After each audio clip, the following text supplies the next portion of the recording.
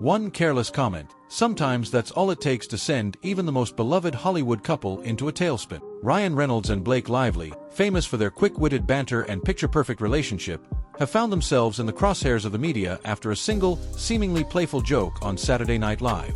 In an instant, years of carefully crafted public perception cracked wide open, revealing a messy reality beneath the shiny exterior. For a long time, the pair was considered unshakable, warm personalities, playful interviews, and a flair for turning even everyday moments into heartwarming content. Few people would have guessed there were deeper tensions behind the scenes. But that fateful SNL broadcast triggered a chain reaction that has exposed lawsuits, countersuits, and stories of subtle bullying, all clashing with the sweet, charismatic image both actors have tried so hard to maintain. And yet, this meltdown in front of millions of viewers was only the spark. The real story lies in the explosive legal battle looming in the background, turning what could have been a harmless on-camera flub into a PR disaster. When Ryan Reynolds joined the star-studded SNL 50th anniversary event, most people expected the usual comedic charm that's become his hallmark. Instead, the night took a sudden turn when the host asked him a friendly, harmless question, "How's it going?" Normally, that's a throwaway line, but Ryan responded with a sarcastic quip that immediately stirred the audience. That remark, laced with a hint of nervous energy, might have been funny under different circumstances, but not with the shadow of a lawsuit swirling around Ryan and Blake. The couple was already under intense scrutiny over allegations tied to the film It Ends With Us. Blake, standing just a step away from her husband, visibly froze, as if bracing for a tidal wave of follow-up questions. It was a stark contrast to their usual red carpet banter, leaving fans and critics puzzled. This wasn't the Ryan Reynolds known for his pitch-perfect comedic timing or the breezy coolness he projects in interviews. Instead, the exchange felt awkward and loaded with tension, hinting that something much bigger and more damaging was unfolding behind closed doors. Yet that single misstep could have faded away if not for the deeper context. In the days that followed, the media latched onto the moment, dissecting it frame by frame. The real problem wasn't Ryan's joke, but the lawsuit overshadowing their every move, and how easily that joke reminded viewers there's a battle being waged out of sight. And it didn't help that Ryan has a track record of jokes gone wrong, whether it's former co-stars complaining about his humor or behind-the-scenes tension. This time, though, the stakes were far higher than a bruised ego. Behind that tense SNL cameo loomed a colossal legal storm. Earlier, Blake Lively had filed a lawsuit accusing Justin Baldoni, her co-producer and co-star on It Ends With Us, of harassment and orchestrating a smear campaign against her. She framed herself as the target of continuous intimidation, painting Baldoni as a master manipulator determined to ruin her career. Public opinion initially fell in Blake's favor. After all, she'd long been heralded as one of America's sweethearts, someone who exuded warmth in every interview, every social media post. The narrative of her standing up to a powerful male producer had a natural resonance, especially in an industry that has historically overlooked women's concerns. But then Baldoni fired back with a $400 million lawsuit that flipped the script. He accused Blake and Ryan of defamation, invasion of privacy, and even extortion. He claimed to have evidence that contradicted almost every point Blake made. Suddenly, the conversation shifted from "protect Blake at all costs" to "who's really telling the truth here?" At the heart of Baldoni's claims were text messages and behind-the-scenes footage that, in his view, exposed Lively's alleged attempts to control the production. These materials, he insisted, proved that Blake's version of events was far from reality. And in a bombshell twist, the actress and her husband were dragged into a countersuit that included shocking allegations and a massive sum of money on the line. No wonder Ryan's ill-timed humor at SNL struck such a nerve. With so much at stake, hundreds of millions of dollars and both parties' reputations, any misstep could tilt the scales. And Ryan, whether he meant to or not, may have done just that. For years, fans adored Blake Lively and Ryan Reynolds as a charming, playful duo. They bantered online, teased each other in interviews, and showcased a seemingly unbreakable bond, earning them countless headlines as the perfect Hollywood couple. Yet, if you look closely, you'll find flickers of tension. One telling incident involved a Norwegian journalist who once tried to congratulate Blake on her pregnancy by mentioning her little bump. Rather than taking it as a warm compliment, Blake shot back with a snide remark implying the journalist had her own little bump. It came off as petty and hurtful, especially after it emerged that the reporter was struggling with infertility. That moment didn't become mainstream news initially, but those who knew about it saw a side of Blake that contradicted the sunny persona she displayed on social media. Meanwhile, Ryan's sense of humor sometimes verged on abrasive. Rumors circulated about jokes on set that left co-stars uncomfortable.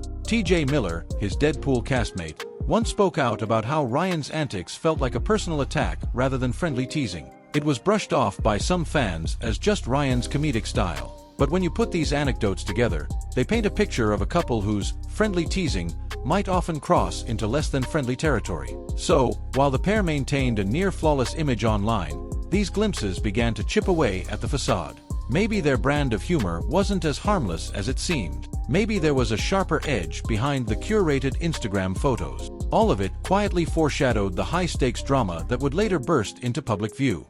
It Ends With Us should have been a career-defining moment for everyone involved. Based on a bestseller that tackled the dark realities of domestic abuse, the movie promised a powerful message. At least, that's what director and producer Justin Baldoni believed. He wanted the film to dive into the harsh truths millions of individuals face when trapped in toxic relationships. Then Blake Lively, attached to star in and help shape the project, entered the picture with her own ideas. Promotional events for the film were reportedly filled with bright pink decor and floral gimmicks that seemed to trivialize the gravity of domestic violence. Fans and critics grew uneasy about the mismatch, complaining that the star-studded press tour felt more like a splashy brand advertisement. Adding to the confusion, rumors swirled that Blake insisted on incorporating promotions for her hair care line and references to Ryan's gin company, overshadowing the film's core message. Baldoni tried to address the public backlash by giving interviews that refocused on the real issues, highlighting survivors' experiences, urging compassion, and underscoring the movie's significance. But contrasting that with Blake's glossy take on the press circuit seemed jarring. Audiences noticed. Still, few expected it to spiral into a full-blown war. After all, Hollywood sees plenty of creative differences. But in this case, disagreements over tone and marketing blossomed into allegations of harassment, subtle bullying, and a systematic attempt to sabotage reputation, all culminating in a labyrinth of lawsuits. When Blake first filed her complaint, she depicted Justin Baldoni as an overbearing figure who overstepped professional boundaries. She described repeated instances of objectification and intimidation, suggesting a larger culture of disrespect behind the camera. To many, it sounded like yet another example of a male producer mistreating a female star. Yet Baldoni swiftly countersued, unveiling a very different side of the story.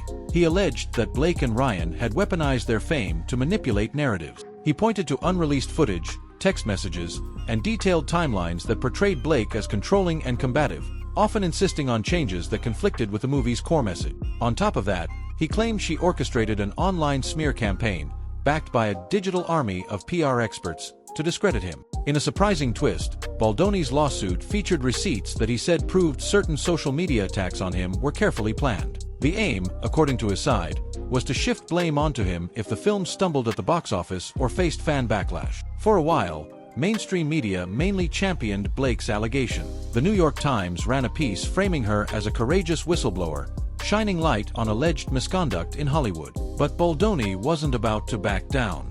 He filed a massive suit against the Times itself, accusing the publication of fabrications and biased reporting. He insisted that the truth was more nuanced, and that far from being the victim, Blake might have simply been determined to maintain control at any cost. In the midst of all this, Ryan Reynolds' role became a wild card.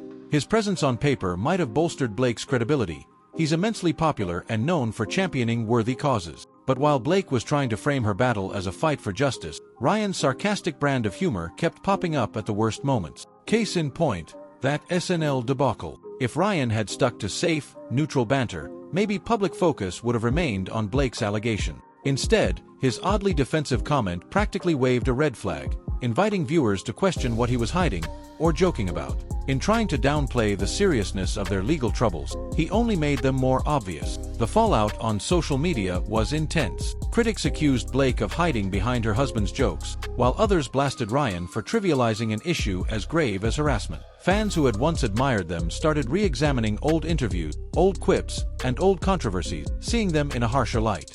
Meanwhile, rumors circulated that Blake was furious behind closed doors. Some insiders claimed she felt Ryan had undermined months of careful PR strategizing in a single offhand joke. She had apparently been working hard to align influential friends and media outlets in her favor, and then came the SNL slip. Now, the couple stands at a crossroads. The lawsuits rage on, and the public remains divided on who's lying, who's exaggerating, and who's telling the honest truth. Much of Hollywood is watching with bated breath, knowing how quickly reputations can crumble. Blake's supporters still see her as a wronged woman fighting for autonomy in a cutthroat industry. Baldoni's allies argue he's simply fending off baseless accusations meant to shield Lively's ego.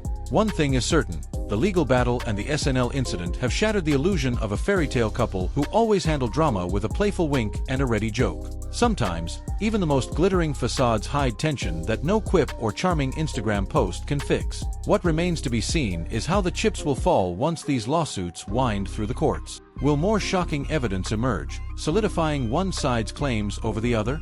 Or will this entire saga fade away into a flurry of out-of-court settlements, carefully worded statements, and vague promises of moving on? For now, the public can only speculate. Hollywood loves a comeback, but it also loves a scandal. And as the dust settles, it's unclear which side of that divide Blake Lively and Ryan Reynolds will land on. All we know is this: one misfired joke can crack even the strongest foundation. The question is whether that foundation can be repaired, or if the damage is already beyond repair.